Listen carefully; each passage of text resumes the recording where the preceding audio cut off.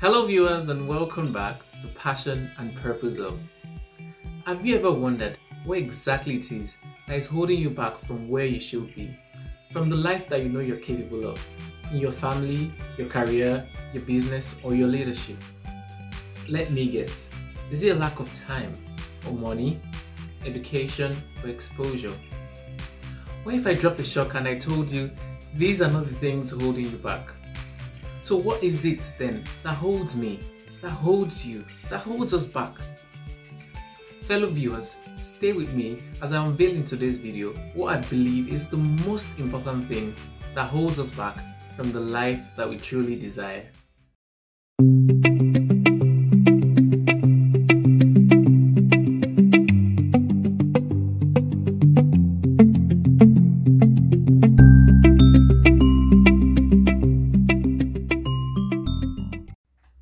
This is the Passion and Purpose Hub. My name is Tunde Kukoyi, and this is the channel where we share useful knowledge to help you maximize your passion and your purpose so you can enjoy success and fulfillment in your lives. If you're a professional from whatever field of life and you're looking for how to incorporate your passions into your daily living, then this channel is for you. So back to my question, what is it then that holds us back from the lives that we are capable of? I believe that these are our limiting beliefs.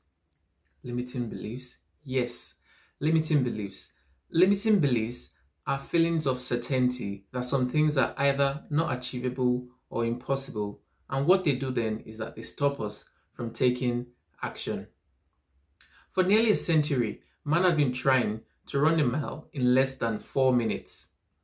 Many people tried, they got coaches, they kept trying and trying, but it just seemed it was impossible. It seemed like there was not just a psychological barrier, but there was a physical barrier. It seemed like it was impossible. It was not till 1954 when a student who did not even have a coach, his name was Roger Bannister, he ran a mile in 3 minutes, 59.4 seconds. And when he did that, everyone gasped and the eyes of the world opened that this is actually possible. And guess what? In that year, many other people were able to break that record. And for nearly half a century, it's been said that over 1,000 people have broken that record. So what changed? Nothing really changed. It's just that the mind of people became open to the idea that it was possible. So why is it important to address our limiting beliefs? It's important because it's impossible as human beings to act inconsistent with the story that we tell ourselves. If you give an individual all the time, all the money, all the education in the world, and if that individual still had unaddressed limiting beliefs, they will stop him or her from achieving his or her potential. It's interesting that as children, we did not have these limiting beliefs. We believed that we could achieve virtually everything. So where did these limiting beliefs come from? For some of us, they come from external influences. It could have been your friends, your colleagues, your parents. Perhaps you had been aspiring to become a singer and someone told you your voice was awful. Or maybe someone told you that you're not smart, you can never attain top jobs. Or perhaps someone said to you, you're not handsome, you're not beautiful. And you let those events keep replaying in your mind. Another important place, perhaps the more important one, where limiting beliefs come from, is from within ourselves. Perhaps you had tried something before and you failed at it. Or perhaps someone hurt you or even abused you and you interpreted that as something being wrong with you. There's a story of a man who was a drug addict, a serial offender, was always in prison, and he had 2 sons. And many years down the line, people went to assess these 2 sons to see how they were doing. Now, one of the sons had become a drug addict, again, serial offender, regular prison attender. And then they asked him, how did you end up this way? And he said, with a father like mine, what did you expect? The other son, on the other hand, had become a successful manager at a corporate firm. And they asked him the same question, how did you end up this way? Guess what his answer was? The same thing. With a father like mine, what did you expect? This only goes to show that it's not the events in our lives that shape us, but our beliefs and our interpretation of what those events really mean. So let's move on to examine some of the common limiting beliefs that we have as humans. The first one, and perhaps the commonest one, is what I call the impossibility mindset. And this manifests itself in the phrase, I can't. Do you find yourself using those words a lot? I can't, I cannot do it. It seems every time you use those words, what you're doing to yourself is you're taking away your inner power.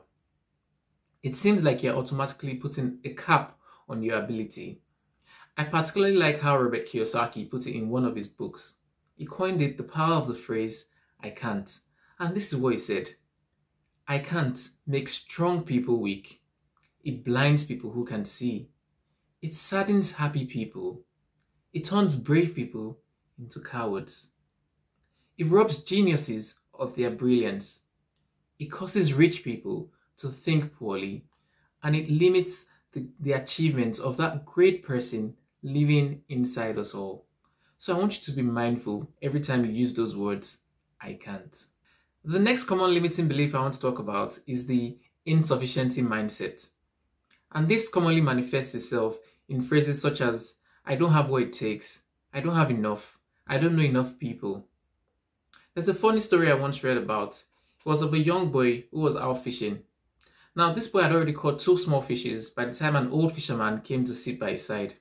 And while the old fisherman just sat by his side, he noticed that the boy caught a very huge fish.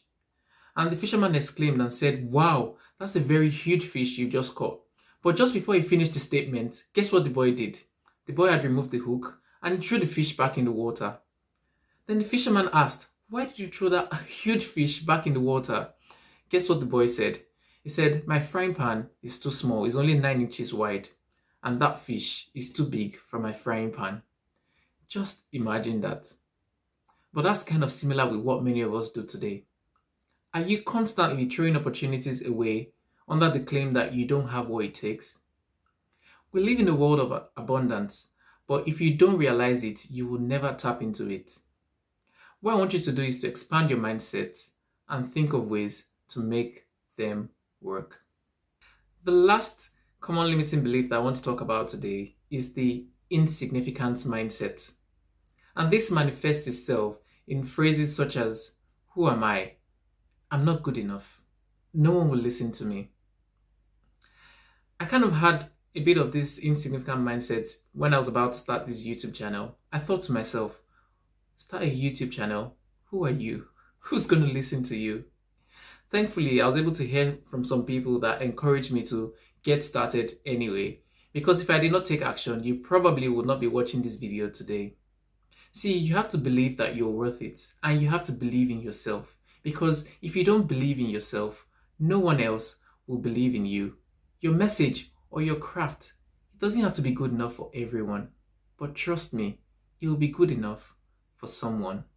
So, have you identified any limiting belief that you might have unknowingly been clinging on to? It's high time you stop letting them hold you back and you claim back the life that you're truly capable of. Some helpful ways to do this include replacing your limiting beliefs with empowering beliefs, developing a possibility mindset and asking yourself the right questions. Instead of saying, I can't, ask yourself, how can I? Instead of saying why, ask yourself, why not? Another thing you can do is to stay away from negative people that fuel your limiting beliefs. You know those people, the energy drainers, the ones that always find problems to your solutions. Stay away from them. It's that simple. And finally, challenge yourself. Pace yourself in little ways to take action. Now, they might seem like small steps, but every time you do something that you once thought you could not do, guess what happens to your limiting beliefs? They start to shrink. As I begin to round off, I would like to paint a scenario. Imagine you are in a typical courtroom, and like every typical courtroom, there is a witness stand, there is the prosecutor's side, and then there's the defendant's side. And there, standing on the witness stand, are your dreams and aspirations. I'd like to ask you a question. On which side of the courtroom have you been standing? Have you constantly been pulling down your dreams and aspirations, giving all the reasons, all the arguments why they can't work? Or have you been that firm believer in your dreams and aspirations, defending it to the very end? Quit being that expert are finding all the reasons your ideas and aspirations can't work. Thomas Edison once said, "If we did everything we're truly capable of, we will literally astonish ourselves." So go out there, give yourself a chance, and you will astonish yourself. Thank you so much for watching yet another video. I hope I was able to add some value to you today. If I was, please pay it forward and share this video with people that you think need to be watching this video. If you haven't subscribed, please subscribe and turn on that notification button so you never miss another episode like this. As always guys, till we meet again, keep living with passion and purpose. I'll see you later.